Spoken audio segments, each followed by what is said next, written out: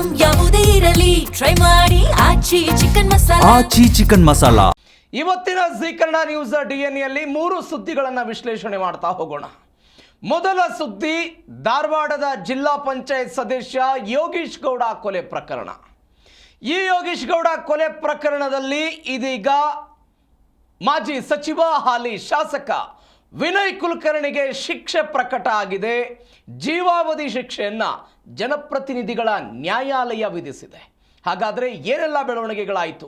ಮೊದಲ ಸುದ್ದಿಯಲ್ಲಿ ನೋಡ್ತಾ ಹೋಗೋಣ. ಯೋಗೀಶ್ ಗೌಡ ಕೊಲೆ ಪ್ರಕರಣ.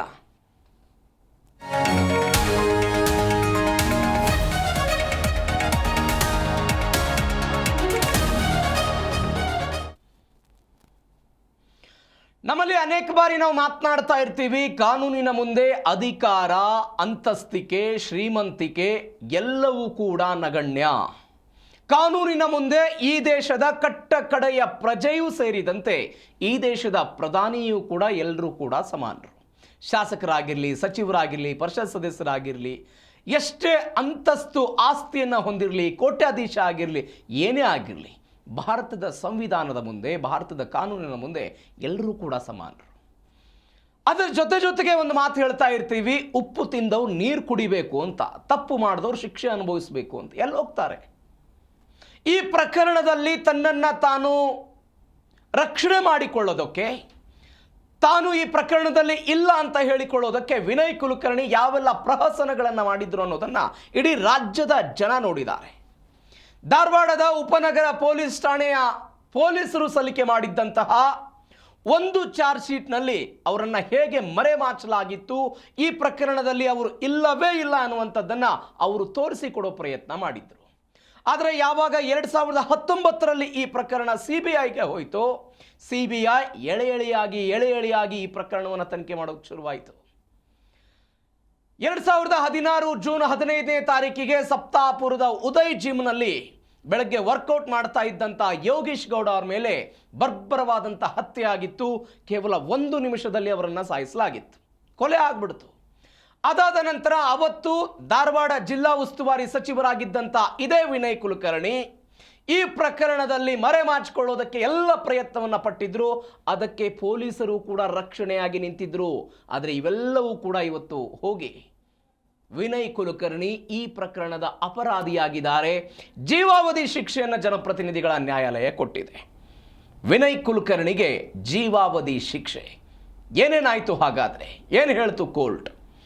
ಬಿಜೆಪಿ ಮುಖಂಡ ಯೋಗೀಶ್ ಗೌಡ ಕೊಲೆ ಪ್ರಕರಣ. ಈ ಕೊಲೆ ಪ್ರಕರಣದಲ್ಲಿ ನಾನು ಅವಾಗಲೇ ಹೇಳ್ತಾ ಇದ್ದಂಗೆ ಚಾರ್ಜ್ ಶೀಟ್ನಲ್ಲಿ ಕೇವಲ ಜಮೀನು ವ್ಯಾಜ್ಯಕ್ಕಾಗಿದೆ ಅಂತ ಬಸವರಾಜ್ ಮುತ್ತಿಗೆ ಸೇರಿದಂತೆ 6 ಜನ ಆರೋಪಿಗಳು ಬಂದು ಸರೆಂಡರ್ ಆಗಿಬಿಡ್ತಾರೆ. ಹೀಗಾಗಿ ನಾವು ಕೊಲೆ ಮಾಡಿದ್ದೀವಿ, ನಮ್ಮ 9 ಎಕರೆ ಜಮೀನನ್ನು ಇವರು ಅಕ್ರಮವಾಗಿ ಒತ್ತುವರಿ ಮಾಡಿಕೊಂಡಿದ್ರು, ಹೀಗಾಗಿ ಮಾಡಿದ್ದೀವಿ ಅಂತ ಅದೇ ರೀತಿಯಾಗಿ ಚಾರ್ಜ್ ಶೀಟನ್ನು ಹಾಕ್ತಾರೆ. ನಿನ್ನೆಯೂ ಕೂಡ ಇದ್ರ ಬಗ್ಗೆ ಮಾತನಾಡಿದ್ದೇವೆ. ಆದರೆ ಈ ಪ್ರಕರಣದಲ್ಲಿ ಯೋಗೀಶ್ ಗೌಡರ ಸಹೋದರ ಗುರುನಾಥ್ ಗೌಡರು, ಅವರ ಪತ್ನಿ ಮಲ್ಲಮ್ಮ, ಅವರ ತಾಯಿ, ಇವರೆಲ್ಲರೂ ಕೂಡ ಸೇರಿಕೊಂಡು ಹೋರಾಟ ಮಾಡಿ ಈ ಪ್ರಕರಣವನ್ನು CBIಗೆ ಕೊಡಬೇಕು ಅಂತ ಹೇಳಿದಾಗ ಇವೆಲ್ಲವೂ ಆದ ನಂತರ CBIಗೆ ಹೋಗಿ ಇದೀಗ ಇದಾಗಿದೆ. ನಿನ್ನೆ ಜನಪ್ರತಿನಿಧಿಗಳ ನ್ಯಾಯಾಲಯದಲ್ಲಿ ಒಂದು ಚರ್ಚೆ ಆಯಿತು, ಶಿಕ್ಷೆ ಪ್ರಮಾಣವನ್ನು ಕಡಿಮೆ ಮಾಡಬೇಕು ಅಂತ. ಅದರ ಜೊತೆಗೆ ಯೋಗೀಶ್ ಗೌಡ ಕೊಲೆ ಪ್ರಕರಣದಲ್ಲಿ ಭಾಗಿಯಾಗಿರುವಂಥ ಈ ಎಲ್ಲ ಅಪರಾಧಿಗಳಿದಾರಲ್ಲ, ಇವರಿಂದ ದಂಡ ವಸೂಲಿ ಮಾಡಿ ಅದನ್ನು ಯೋಗೀಶ್ ಗೌಡರ ಮಕ್ಕಳಿಗೆ ಪರಿಹಾರವಾಗಿ ಕೊಡಬೇಕು ಅಂತ 16 ಲಕ್ಷ ರೂಪಾಯಿಯನ್ನು ವಸೂಲಿ ಮಾಡ್ತಿದ್ದಾರೆ. 16 ಲಕ್ಷ ರೂಪಾಯಿ ಪರಿಹಾರವಾಗಿ ಕೊಡೋದಕ್ಕೆ ಸೂಚನೆ ಕೊಡಲಾಗಿದೆ. ಮತ್ತೊಂದು ಕಡೆ ಈ ಪ್ರಕರಣದಲ್ಲಿ ಇನ್ಸ್ಪೆಕ್ಟರ್ ಆಗಿದ್ದಂಥ ಚನ್ನಕೇಶವ್ ಟಿಂಗ್ರೀಕರ್, ಈ ವ್ಯಕ್ತಿಯನ್ನ ಮಾತ್ರ ಹೊರತುಪಡಿಸಿ ಉಳಿದೆಲ್ಲರಿಗೂ ಕೂಡ ಜೀವಾವಧಿ ಶಿಕ್ಷೆ ಆಗಿದೆ. ಚನ್ನಕೇಶವ್ ಟಿಂಗ್ರೀಕರ್ ಈ ಪ್ರಕರಣದ A19 ಅಕ್ಯೂಸ್ಡ್ ನಂಬರ್ 19 ಈತ, ಮಾಜಿ ಪೊಲೀಸ್ ಇನ್ಸ್ಪೆಕ್ಟರ್. ಈ ವ್ಯಕ್ತಿಯ ಮೇಲೆ ಇದ್ದಂಥ ಗಂಭೀರವಾದಂಥ ಆರೋಪ ಅಂತ ಹೇಳಿದರೆ ಸಾಕ್ಷ್ಯಗಳನ್ನು ನಾಶಪಡಿಸುವುದಕ್ಕೆ ಇವರು ಪ್ರಯತ್ನ ಪಟ್ಟಿದ್ರು ಅಂತ. ಇದೀಗ ಇವರಿಗೆ ಈ ಪ್ರಕರಣದಲ್ಲಿ 7 ವರ್ಷಗಳ ಕಾಲ ಜೈಲು ಶಿಕ್ಷೆ ಆಗಿದೆ. ಈ ವ್ಯಕ್ತಿಯನ್ನು ಹೊರತುಪಡಿಸಿದರೆ ಈ ಪ್ರಕರಣದ ಉಳಿದೆಲ್ಲ ಆರೋಪಿಗಳಿಗೂ ಕೂಡ ಇದೀಗ ಅವರಿಗೆ ಜೀವಾವಧಿ ಶಿಕ್ಷೆ ಆಗಿರೋದು. ಹಾಗಾದರೆ ಯಾವ್ಯಾವ ಸೆಕ್ಷನ್ಗಳಿತ್ತು ಈ ಪ್ರಕರಣದಲ್ಲಿ? 302 ಇತ್ತು ಕೊಲೆ ಪ್ರಕರಣ, 120B ಸಂಚು ರೂಪಿಸಿದ್ರು ಅಂತ, ಯಾವ್ಯಾವ ಸೆಕ್ಷನ್ಗಳನ್ನು ಹಾಕಲಾಗಿತ್ತು ಅನ್ನೋದನ್ನು ನೋಡ್ತಾ ಹೋಗೋದಾದರೆ 120B ಕೊಲೆಗೆ ಸಂಚು ರೂಪಿಸಿದಂಥ ಆರೋಪ.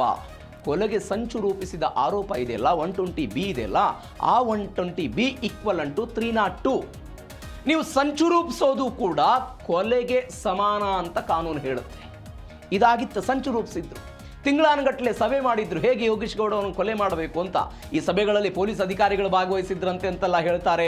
ಅನೇಕ ಜನ ಬೆಂಗಳೂರಿನಿಂದ ಬಂದವರಿದ್ರು, ಯಾರಿಗೆ 20 ಲಕ್ಷ ರೂಪಾಯಿ ಇದಕ್ಕಾಗಿಯೇ ಖರ್ಚು ಮಾಡೋದಕ್ಕೆ ಸುಪಾರಿ ಕೊಟ್ಟಿದ್ರು ವಿನಯ್ ಕುಲಕರ್ಣಿ ಅಂತ ಎಲ್ಲವನ್ನೂ ಕೂಡ ಹೇಳ್ತಾರೆ. 120B ಕೊಲೆಗೆ ಸಂಚು, ಇದಕ್ಕೆ ಜೀವಾವಧಿ ಅಥವಾ ಮರಣದಂಡನೆ ಇದೆ. 302 ಕೊಲೆ, ಸಹಜವಾಗಿ ವ್ಯಕ್ತಿಯೊಬ್ಬರ ಕೊಲೆ ಆಗಿದೆ, ಜೀವಾವಧಿ ಅಥವಾ ಮರಣದಂಡನೆ ಶಿಕ್ಷೆ ಇದೆ. ಇದರಲ್ಲಿ ರಾಜಿ ಮಾಡ್ಕೊಳ್ಳೋದಕ್ಕೂ ಸಾಧ್ಯ ಇಲ್ಲ, ಕ್ಷಮಾದಾನವೂ ಕೂಡ ಇದರಲ್ಲಿಲ್ಲ 302 ಅಲ್ಲಿ.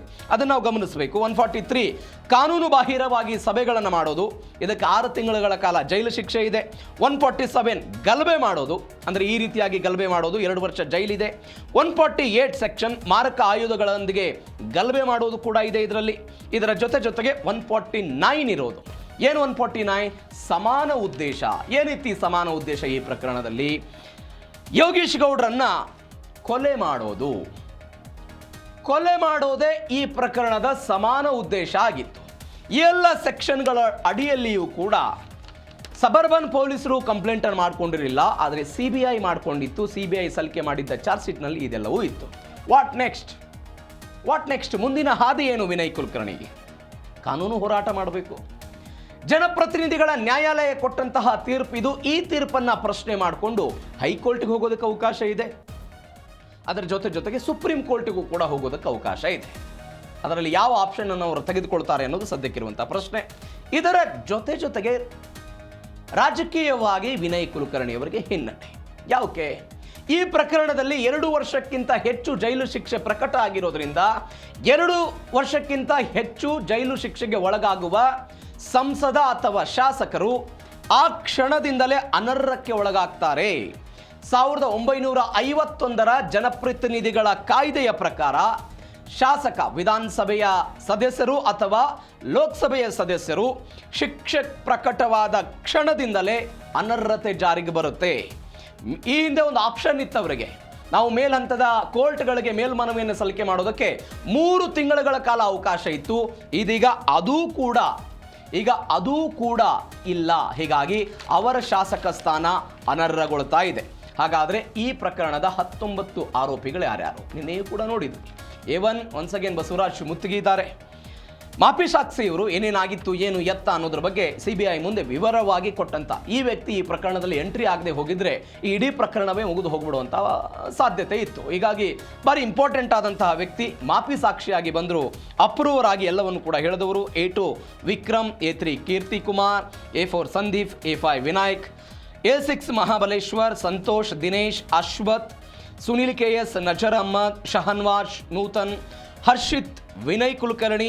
ಈ 15ಗೆ ಇದೀಗ ಜೀವಾವಧಿ ಆಗಿರೋದು. ಚಂದ್ರಶೇಖರ್ ಇಂಡಿ, A16 ಶಿವಾನಂದ್ ಬಿರಾದರ್, ಇವರು ಕೂಡ ಮಾಪಿ ಸಾಕ್ಷಿಯಾಗಿದ್ದರು. ಅದಾದರ ವ್ಯತಿರಿಕ್ತ ಸಾಕ್ಷಿಯಾಗಿ ಇವರು ಮಾರ್ಪಟ್ಟರು. 17 ಇವರು. A18 ವಿಕಾಸ್ ಕಲಬುರ್ಗಿ, A19 ಚನ್ನಕೇಶವ್ ಟಿಂಗ್ರಿಕರ್, ನಾನು ಆವಾಗಲೇ ಹೇಳಿದೆ ಪೊಲೀಸ್ ಆಫೀಸರ್ ಆದಂಥ ವ್ಯಕ್ತಿ. A20 ವಾಸುದೇವ್ ನಿಲ್ಕೇಣಿ ನಿರ್ದೋಷಿಯಾಗಿದ್ದಾರೆ. A21 ಸೋಮಶೇಖರ್ ನಿರ್ದೋಷಿಯಾಗಿರೋದು. ಇದು ವಿನಯ್ ಕುಲಕರ್ಣಿ ಅವರ ಪ್ರಕರಣ.